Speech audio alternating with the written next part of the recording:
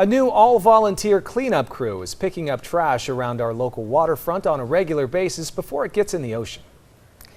And News Channel reporter John Palmentary is live. And John, you went out with the group Tidy Seas for a 7 a.m. assignment. Yeah, we're down here at Ledbetter Beach, and this group is not just coming out on special days or just once in a while to do a cleanup. They're well organized. They're coming out on a regular basis, and they're making sure as much as possible that trash in and around the waterfront area is not getting into the ocean. I've got a bunch of leftover food, Ritz cracker wrappers, and cigarette butts. A lot of them. By the light of day, volunteers set out this week to clean up Ledbetter Beach in Santa Barbara after an intense Memorial Day weekend. They're part of a new nonprofit, Tidy Seas. Set locations are on their regular schedule, and also a quick response team can be called into action.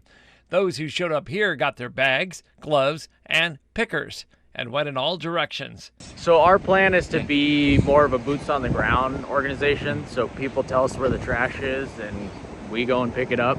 That's our main focus. The beach wasn't as trashed as you might think after a holiday weekend, but even the smallest items can have the biggest impact on the marine environment and the quality of the waterfront.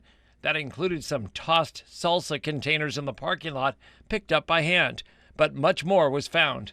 Fan of some sort, some wine, and a lot of plastic and cigarettes. Tidy Seas has also been working with the commercial fishermen of Santa Barbara to collect traps that wash up on shore. We've been getting a lot of lobster traps, probably 15,000 pounds of lobster traps and other trash in the past 3 months.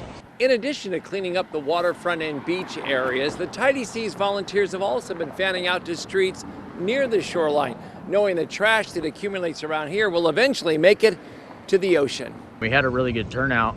We cleaned up for about 2 hours, and the city helped as well. They brought the pickers. This group is also active in offshore waters on their trips to the islands. And balloons, those helium balloons, we have this thing, we go and gaff them and bring them aboard. And one volunteer got a bag of trash and a lucky find, a $5 bill. It was a good morning all the way around. I'm a local too, so it feels good to, be back out here in the community where I was born and raised and clean up the beaches. A stack of bags came back to the gathering spot, and each one had enough to make it worth the workout. So there's tent stakes, there's broken gear, there's shoes, there's bowls, there's a whole bunch of glass. And they hope the youngest of helpers pick up the habit of picking up the trash. I think it's really important, and it's really cool to see because kids get really excited just like adults on look what I found. You find a lot of cool stuff, and a lot of people that come to the cleanups afterwards are like, wow, that was really fun.